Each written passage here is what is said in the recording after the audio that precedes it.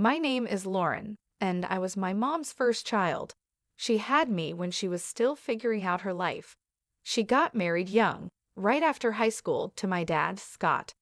They were more focused on love than on money, which didn't work out well for long. I was still just a little kid when she met Kyle, a guy with a lot of money and a fancy car.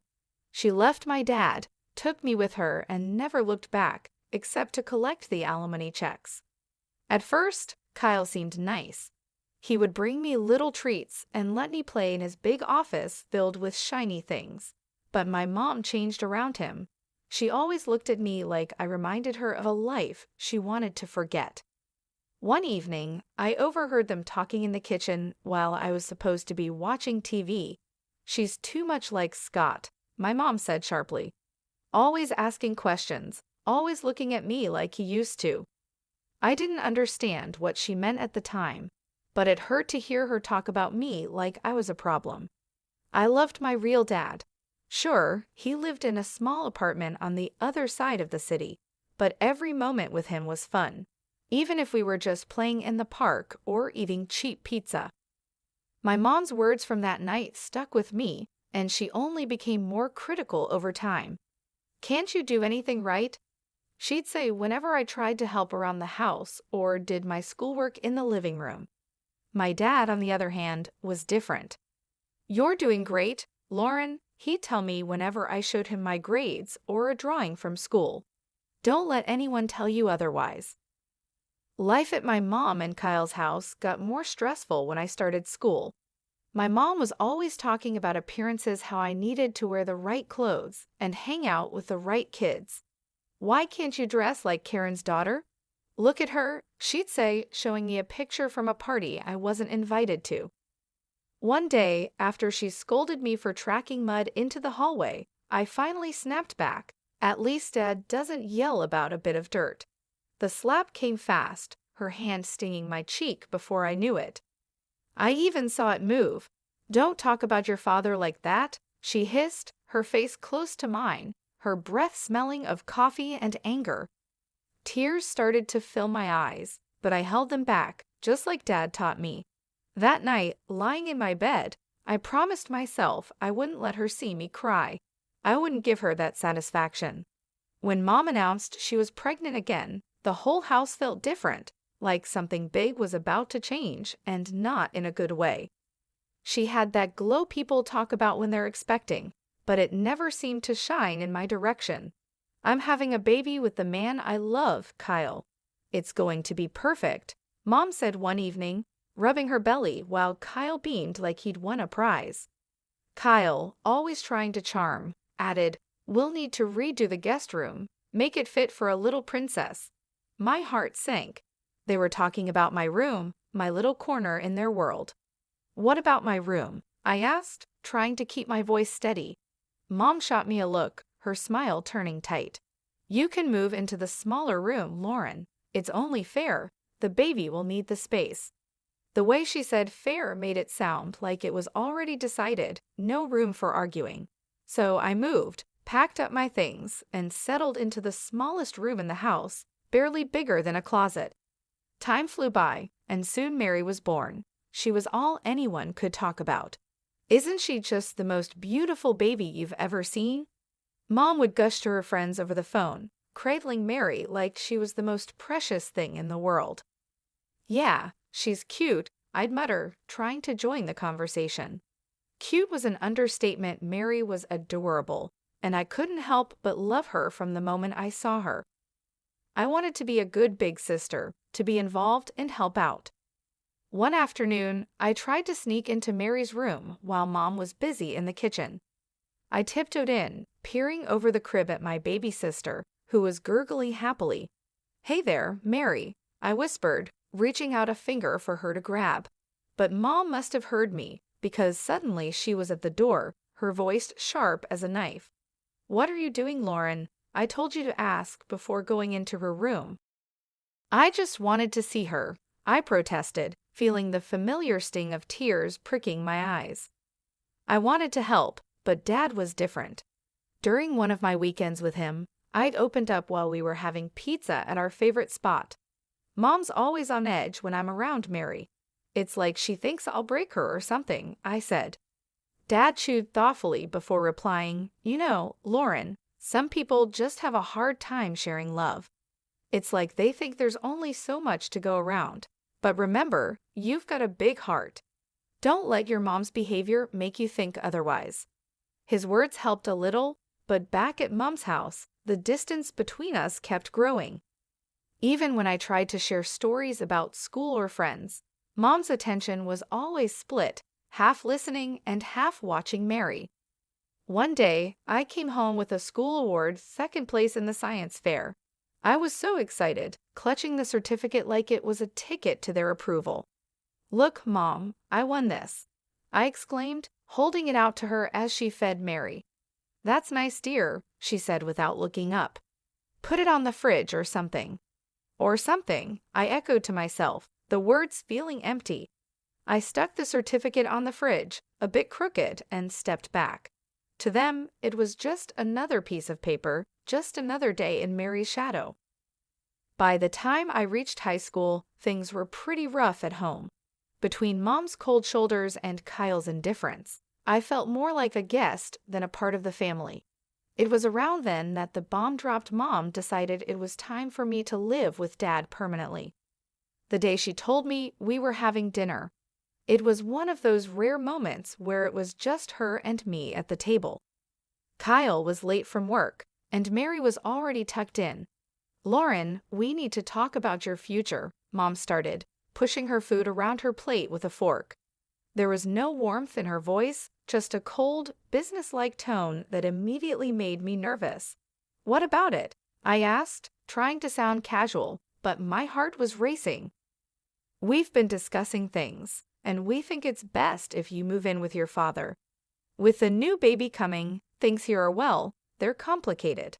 I almost choked on my water. Move in with Dad.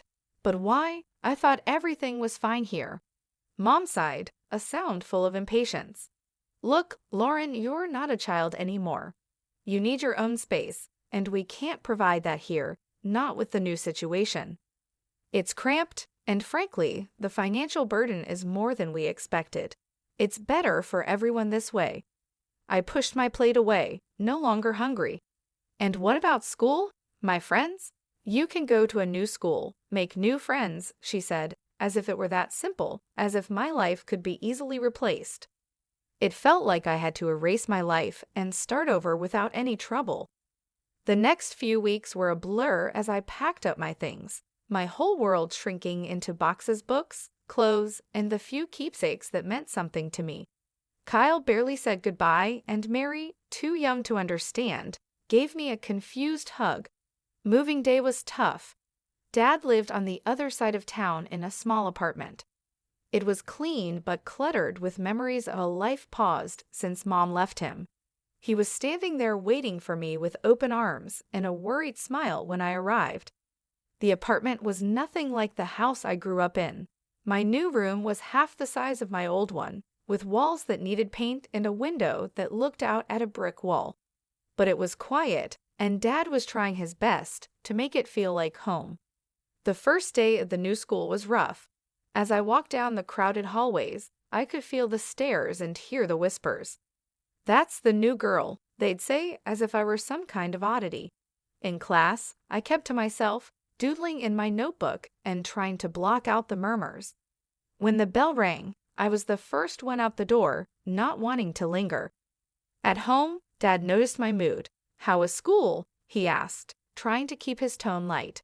It was fine, I lied, shrugging off my coat and dropping my bag by the door. If it gets tough, you tell me, okay? We're in this together. You're not alone, Lauren. His words meant a lot, but the loneliness I felt was deep and gnawing. It wasn't just about missing my old friends or the big house. It was about feeling unwanted, like I was pushed out because I was too much of a burden. Adjusting to life at Dad's wasn't easy, but I quickly realized that if I didn't pull myself together, things would only get worse.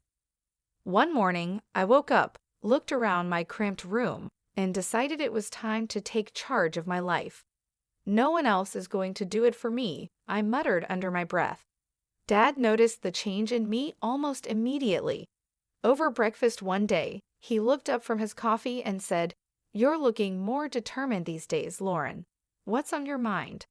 I stirred my cereal, thinking about how to put it into words. "I want to make something of myself, Dad. I don't want to end up stuck, you know." He nodded, a serious look crossing his face. "I hear you, kiddo. So what's the plan?" "That scholarship, the big one for the top students, I'm going to get it," I declared, more to convince myself than him. Dad's smile was all the encouragement I needed. I needed that scholarship, and if anyone could get it, it was me. Dad said, "Just tell me what you need from me." School was tough, with long hours spent catching up and even longer evenings buried in books. My teachers noticed the change. Even the tough ones seemed to respect how hard I was working. Mr. Jeremy, my math teacher, kept me after class one day. "Lauren, your work has improved a lot. What's driving this?" he asked. "I need that scholarship," I replied bluntly, packing up my stuff. "I've got plans, and they don't include being stuck here forever." Mr. Jeremy studied me for a moment, then nodded slowly. "Well, keep at it, and let me know if you need extra help. I'm here."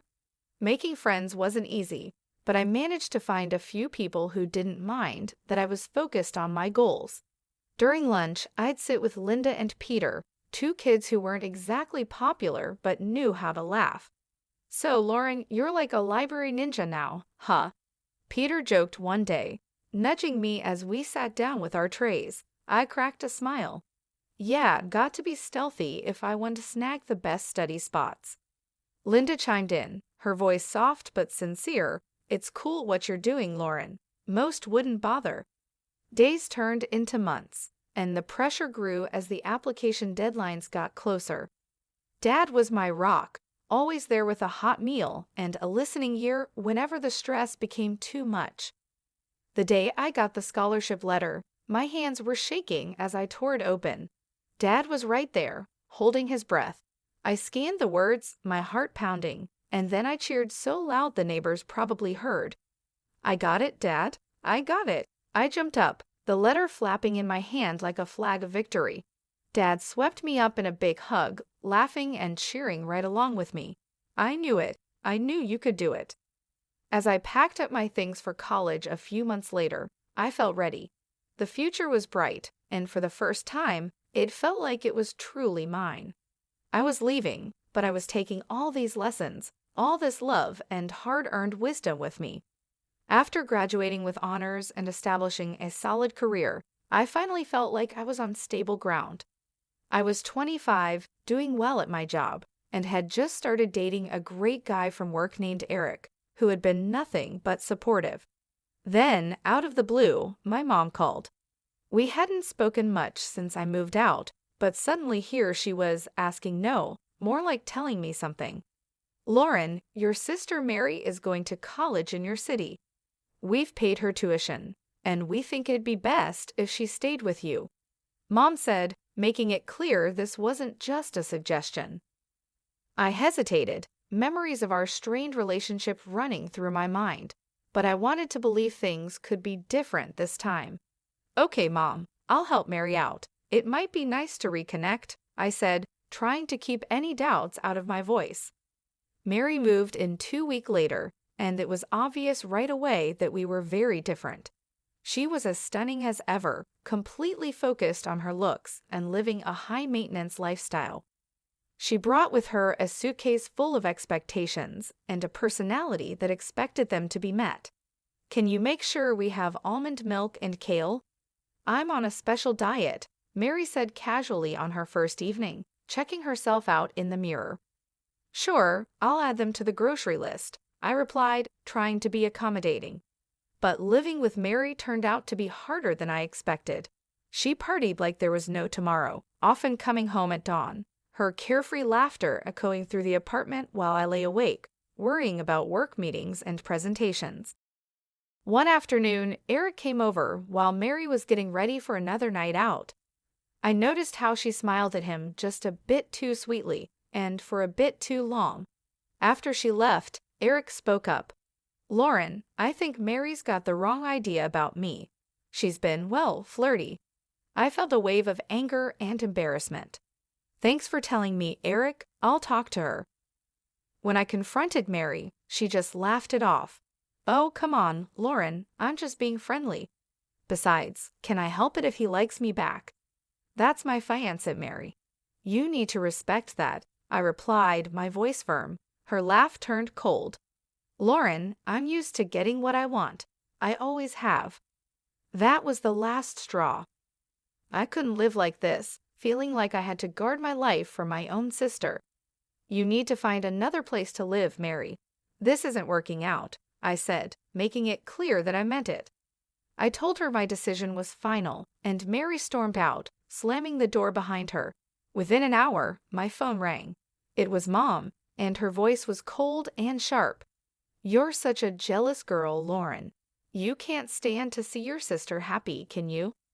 I just want respect, Mom, that's all, I replied, but it was like talking to a wall. After that, things went quiet between Mary and me. I heard through the grapevine that she dropped out of college and was drifting through her social circles on charm and whims. As for me, I refocused on my life with Eric, my work, and rebuilding my boundaries. 3 years flew by since I last tried to patch things up with my family. Things were going well for me, I was moving up at work, and life with Eric was better than ever. That's when I heard the news about Mary.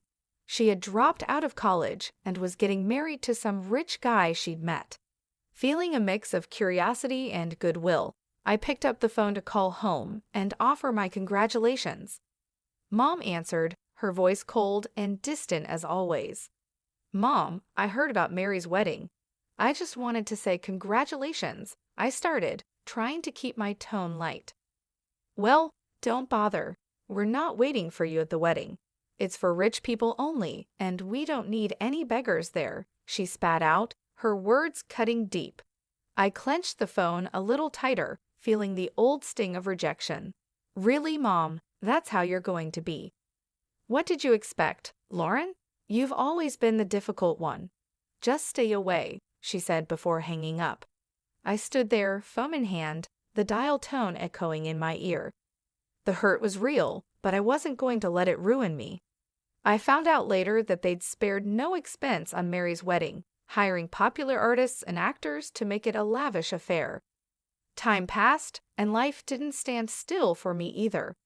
Eric proposed, and suddenly I was planning my own wedding, nothing extravagant, but every bit filled with love and sincerity.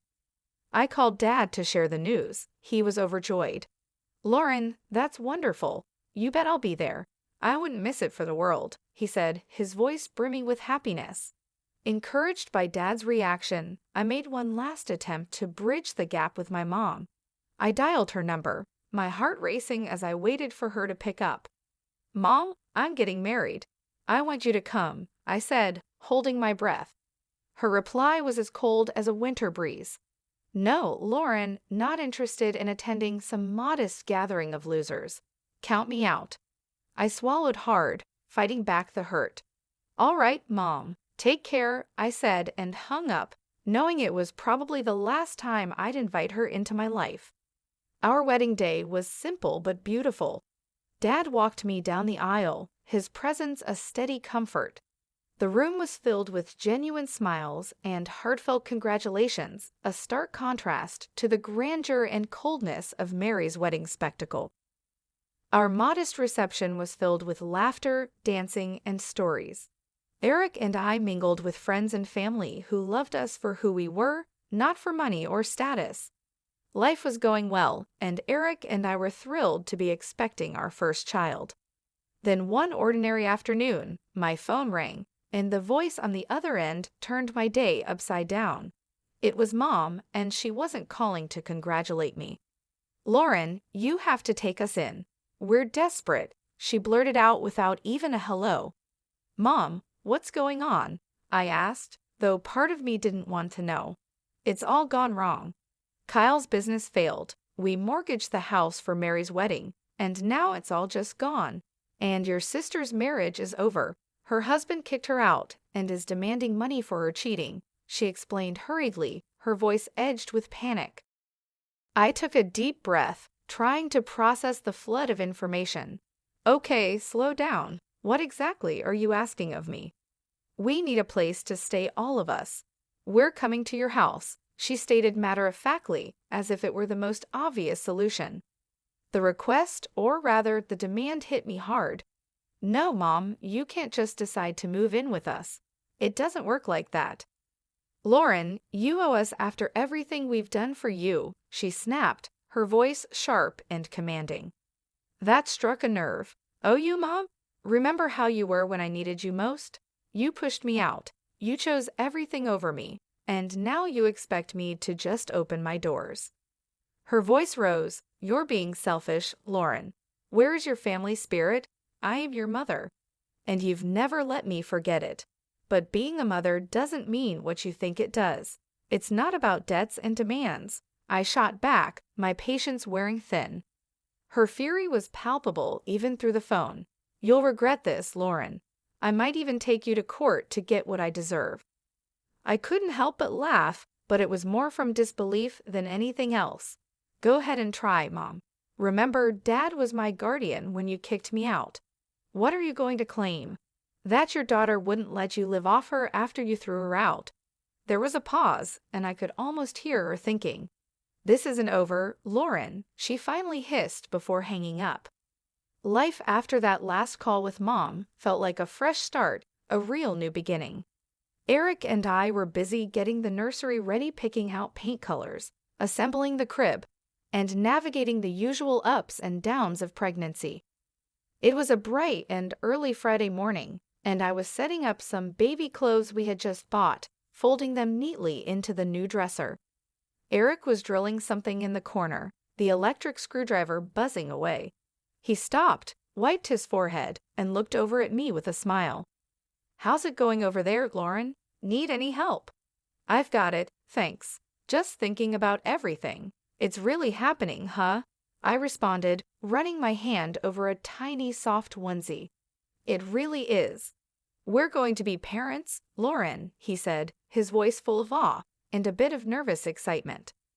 Just then, there was a knock at the door. I was surprised. Who could it be this early on a Friday? Eric went to answer it while I continued organizing. I heard voices, and then Eric called out, Lauren, it's for you. Walking into the living room, I was surprised to see my dad standing there with a big grin on his face and a teddy bear in hand. Surprise, he exclaimed. Dad, what are you doing here? I couldn't hide my delight as I rushed over to give him a big hug. I wanted to come and see how my favorite daughter is doing, and I brought something for my future grandchild. He handed me the teddy bear, which was soft and cuddly. Thank you, Dad. It means the world to me that you're here, I said, feeling a bit emotional. We sat down, and Dad looked around at the half-assembled baby furniture and the stacks of baby books. Looks like you're almost ready for the little one. We're trying. It's a lot, but we're excited, I told him, then paused, biting my lip. Dad, I had another call with Mom. It didn't go well. Dad's expression turned serious. I heard about it from your mom. She wasn't too pleased, was she? No, she wasn't. But Dad, I stood my ground. I had to for me, for Eric, and for the baby. We need peace here, I said firmly. The day passed with us sharing stories, Dad giving us some unsolicited but funny parenting advice, and just enjoying being together. It was a good day, one of those days you know you'll look back on fondly. As the sun set, painting the sky in shades of orange and pink, Eric, Dad, and I sat on the porch, a gentle breeze rustling the leaves. Eric put his arm around me, and I leaned into him. Despite everything with Mom and all the drama, I feel lucky. We have each other, and we're about to start this amazing new chapter. I have a feeling it's going to be great, I said, looking out at the fading light. Eric kissed the top of my head. It will be. We've got this, Lauren. As night fell and Dad said his goodbyes, I felt a deep sense of contentment and readiness for what was to come. The challenges with my mom and the uncertainty of new beginnings had been tough, but they led me here, to this moment, surrounded by love and support.